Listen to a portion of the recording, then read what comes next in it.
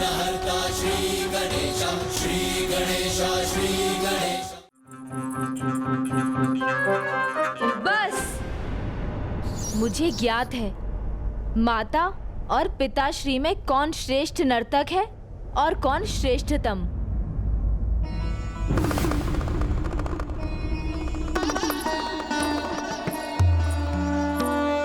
प्रणाम पिताश्री।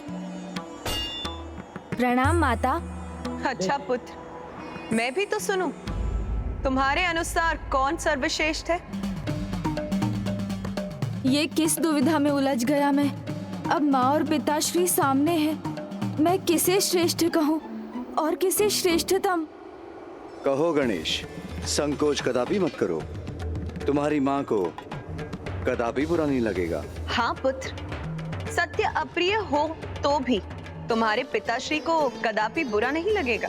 अब तुम्हें हमें ये सत्य बताना है कि हम दोनों में से कौन सर्वश्रेष्ठ नर्तक है, मैं या तुम्हारे पिताश्री? हाँ गणेश, स्पष्ट कहो, निसंकोच कहो। मैं कुछ ऐसा ना कह दूं जिससे माँ और पिताश्री क्रोधित हो जाएं। मुझे कुछ युक्ति सोचनी होगी।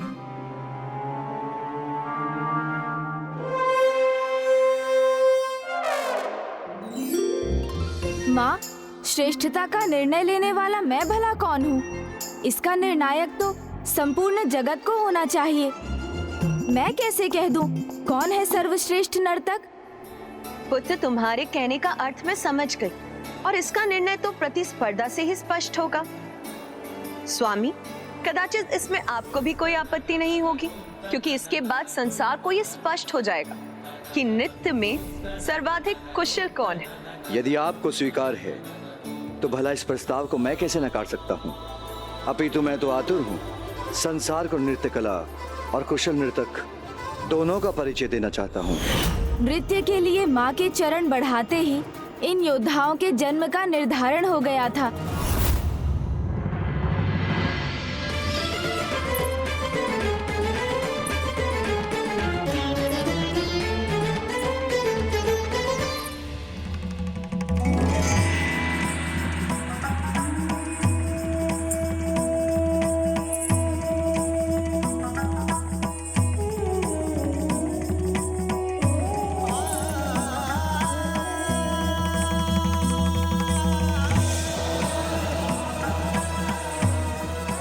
माता पार्वती की प्रभु महादेव की जय। माता पार्वती की जय। माता पार्वती की जय। फिर वो नृत्य आरंभ हुआ।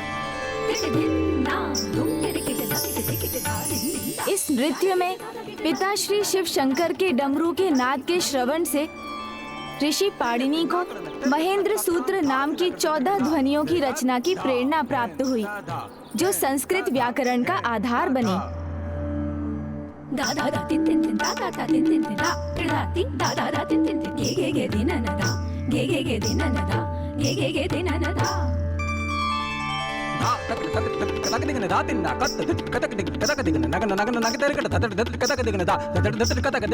वो अद्भुत दिव्य नृत्य तो संपूर्ण सृष्टि के लिए अत्यंत सुखद था।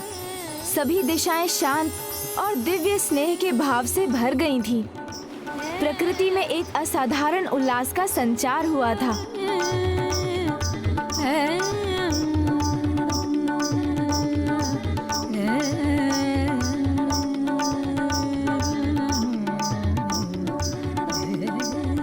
और फिर ऐसा प्रतीत होने लगा जैसे माँ और पिताश्री दो नहीं, एक ही हैं।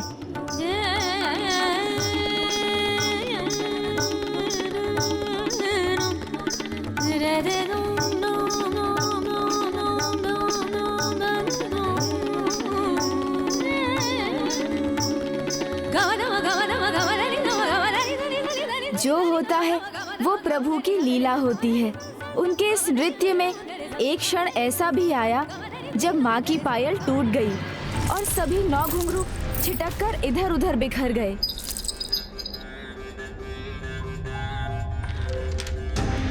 उन दिव्य घुंघरुओं का भी एक विशेष प्रयोजन था। वो बिखरते ही विशाल आकार धारण करने लगे और उन्होंने 9 सुंदर स्त्रियों का रूप धारण किया।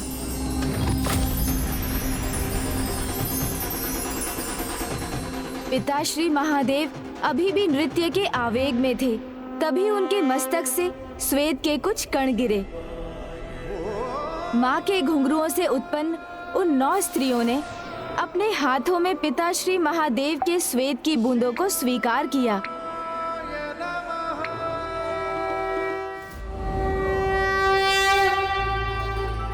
माँ ने सर्वथा उचित ही कहा था। वो दोनों एक दूसरे के पूरक हैं और यही सुंदरता है विवाह के संबंध की। अब तो भैया को विवाह के लिए तैयार करने की मेरी इच्छा और भी तीव्र हो गई है।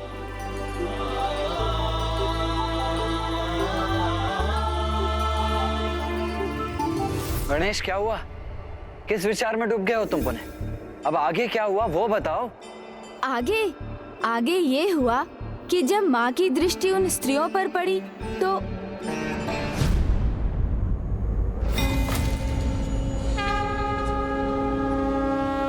माँ के मुख का भाव क्यों बदल रहा है? वो अचानक क्रोधित क्यों हो उठी?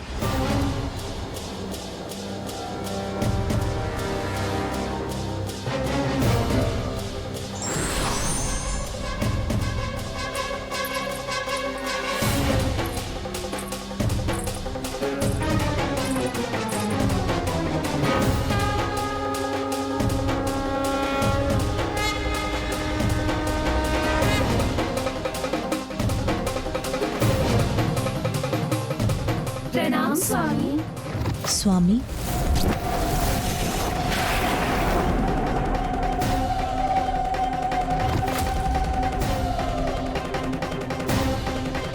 मेरे स्वामी को अपना स्वामी कैसे कहा आप सभी ने?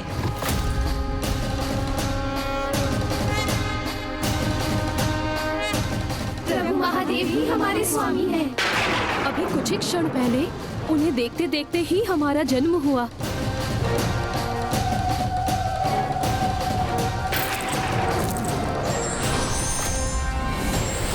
और उनके श्वेत से उत्पन्न संतानों को हम जन्म देंगी।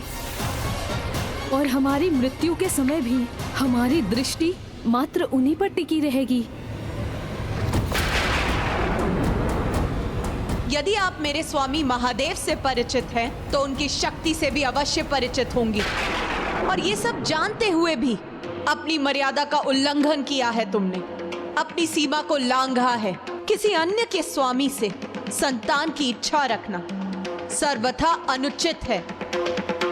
और इस पाप के दंड स्वरूप मैं तुम सभी को श्राप देती हूँ। और इस पाप के दंड स्वरूप मैं तुम सभी को श्राप देती हूँ। और इस पाप के दंड स्वरूप मैं तुम सभी को श्राप देती हूँ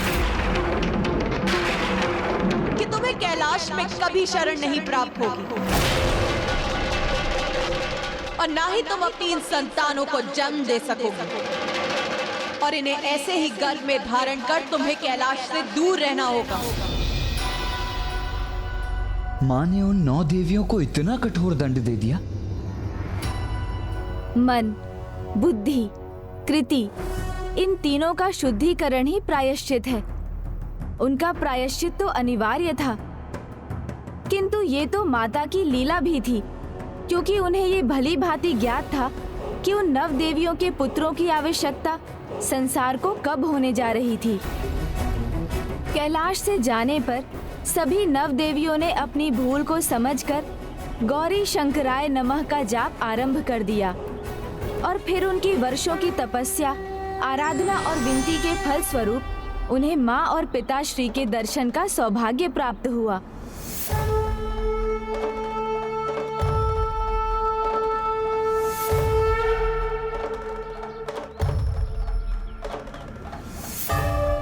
प्रभु, माता, बहुत बड़ी भूल हुई है हमसे। जन्म होते ही माया जंजाल ने हमें ग्रस्त कर लिया। हमें क्षमा कर दीजिए माता, और अपने शाप से मुक्त करने की कृपा कीजिए। प्रायश्चित से प्राणी नवजात हो जाता है। नवजात अर्थात सभी दोषों से रहित, पवित्र। तुम सभी का प्रायश्चित पूर्ण हुआ, किंतु मैं तुम्हें श्राप से मुक्त नहीं कर सकती। किंतु तुम्हारी भक्ति के कारण मैं उसकी अवधि कम अवश्य कर सकती हूँ। संसार में घटने वाली कोई भी घटना अकारण नहीं होती। उसके पीछे कोई न कोई उद्देश्य अवश्य छिपा होता है। जैसे तुम सभी का उत्पन्न होना, श्रापित होना, उसके पीछे एक महत्वपूर्ण उद्देश्य था। तुम सभी के मुख पर जिज्ञासा का भाव ये बता रहा है कि तुम सब भविष्य जानने के लिए आतुर हो। संसार में जब वो परिस्थिति आ जाएगी जब महाअसुरों का आतंक अपने चरम पर होगा, तब उनका अंत करने के लिए मेरे पुत्र देव सेनापति कुमार कार्तिकेय को अकेले युद्ध भूमि में जाना पड़ेगा। तब तुम्हारे पुत्र ही जन्म लेकर देव सेनापति के मुख्य सहायक बनेंगे और अपने जन्म को सार्थक करेंगे। और आज जब उस मायावी आसुरी पर्वत ने देवसेना के 7 देवताओं को निगल लिया, तो आप क्षण भर के लिए अकेले रह गए थे भैया। तभी इन सभी का जन्म हुआ।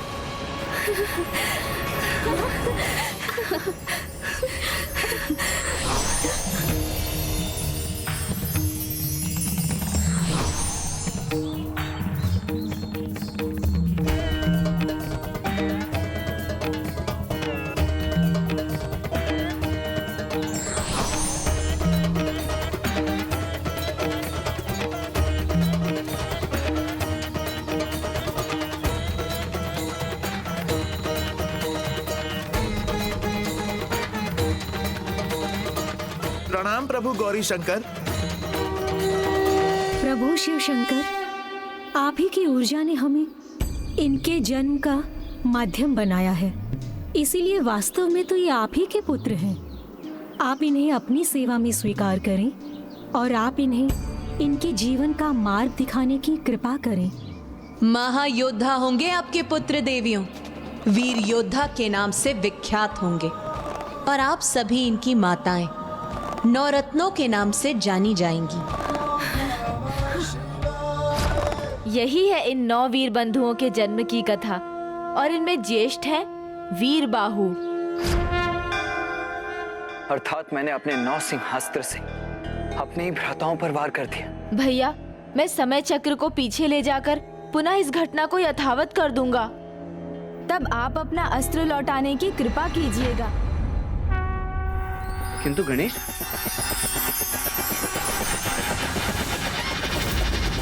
लीजिए भैया, मैं समय को पीछे ले जा चुका हूँ। अब आप यथाशीघ्र अपने 9 सिंहास्त्र को लौटा लीजिए। अनुज गणेश, न मेरे अस्त्रों को लौटाया जा सकता है, न ही उन्हें रोका जा सकता है।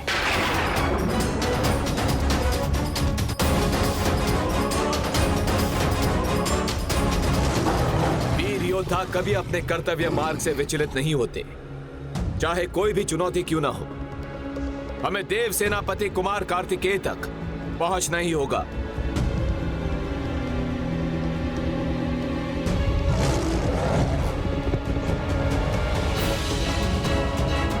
एक ऐसा अनर्थ हो रहा है, मेरा अस्त्र कभी विफल नहीं होता।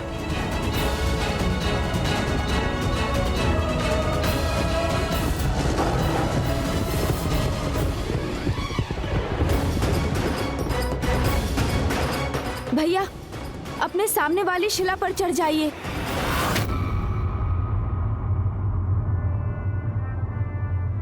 क्यों? शीघ्रता कीजिए भैया, मेरा विश्वास कीजिए भैया।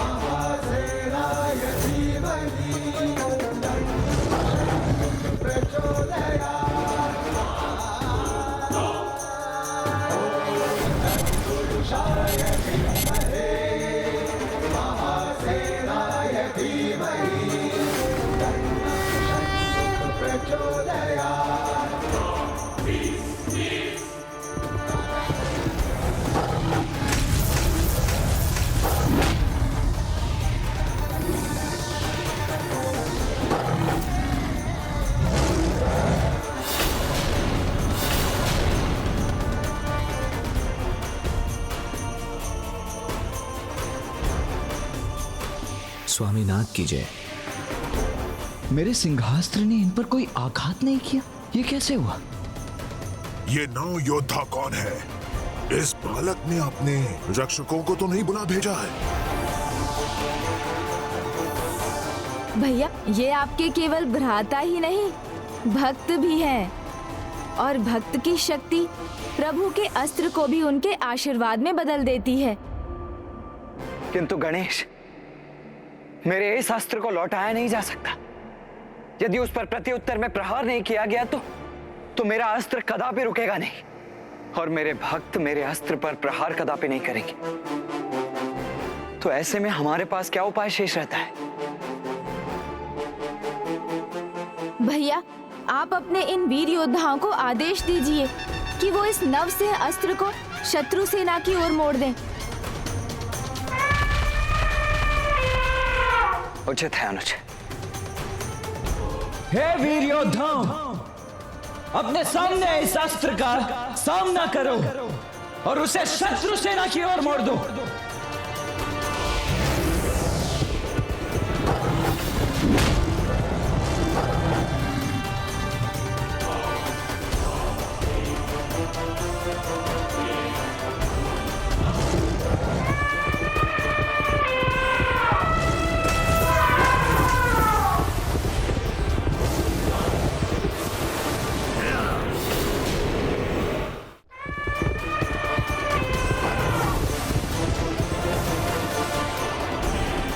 अद्भुत, महापराक्रमी योद्धा हैं ये बंधु तो। देव सेनापति कुमार कार्तिकेय की, देव सेनापति कुमार कार्तिकेय की, देव सेनापति कुमार कार्तिकेय की।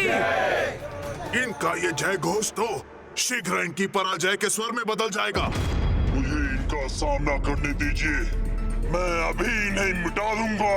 नहीं, जिन्होंने गजमुखन को चुनौती दी है, उन्हें गजमुखन के हाथों ही मृत्यु को प्राप्त होना चाहिए। जब तक मैं आदेश ना दूं, हमारे बीच में कोई नहीं आएगा।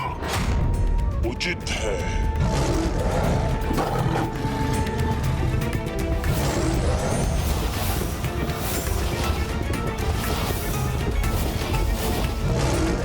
गजमुखन को भयभीत कर सके ना ऐसी कोई माया है, ना ऐसी कोई शक्ति, और ना ही कोई अस्त्र।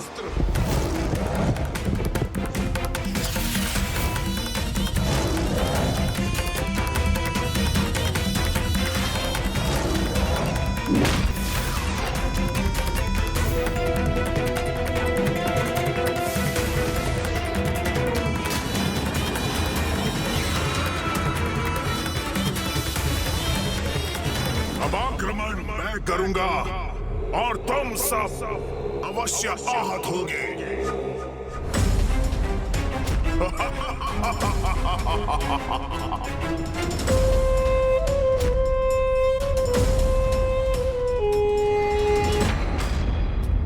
हमारा पहला प्रहार विफल हो गया। नहीं नहीं वीर बंधु, निराश होने का कोई कारण ही नहीं है। अभी तो मात्र एक अस्त्र विफल हुआ है, परास्त नहीं हुए हैं अभी हम। और देखिए तो, असुरों की समस्त सेना नष्ट हो चुकी है। कहीं ना कहीं ये हमारी विजय ही है। आपने सत्य कहा। हम पुनः प्रयास करेंगे और शीघ्र ही इस असुर को हम आपके चरणों में गिरा देंगे स्वामीनाथ। वीर बंधु, आप सभी के पराक्रम और सामर्थ्य से मैं अत्यंत प्रभावित हुआ हूं। इसीलिए आप सभी को मैं अपनी देव सेना के सेनापतियों के रूप में नियुक्त करता हूं। और वीर भाव, आप मेरे प्रमुख सेनापति होंगे।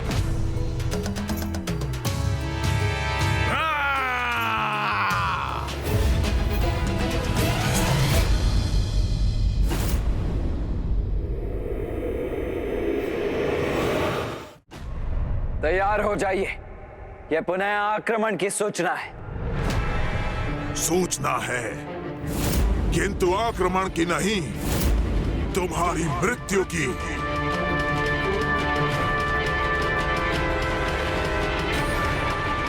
बालक, मैं गजमुखन तुम्हारा काल हूं।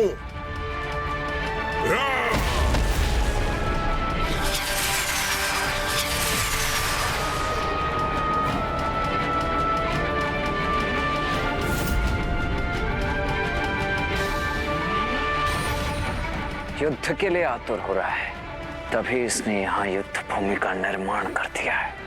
अब कोई तुम्हारी रक्षा नहीं कर सकता।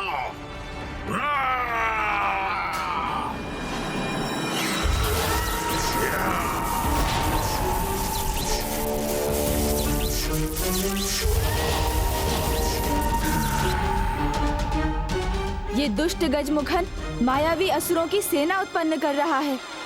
यही उचित समय है इस पर आक्रमण कर देवसेना को मुक्त करवाने का और हमारे सैनिकों को लौटा कर लाने का। स्वामीनाथ, आपने मुझे सेनापति नियुक्त कर हमें कृतार्थ किया है। अब मुझे उस गजमुखन को परास्त करना है। अपने सेनापति को अवसर देने की कृपा कीजिए स्वामीनाथ।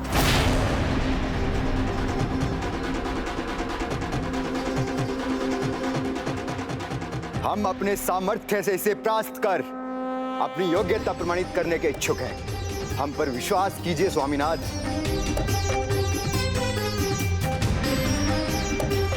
उचित है, किंतु आपको मुझे यह वचन देना होगा कि यदि आप पर कोई कठिनाई छाएगी तो आप यथाशीघ्र सहायता के लिए मुझे पुकारेंगे।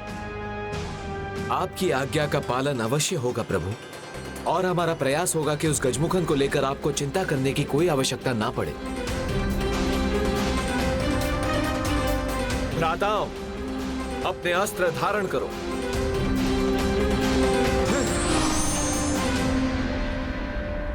हमें प्रभु के विश्वास का मान रखना है। उस दुष्ट गजमुखन को पराजित करना है।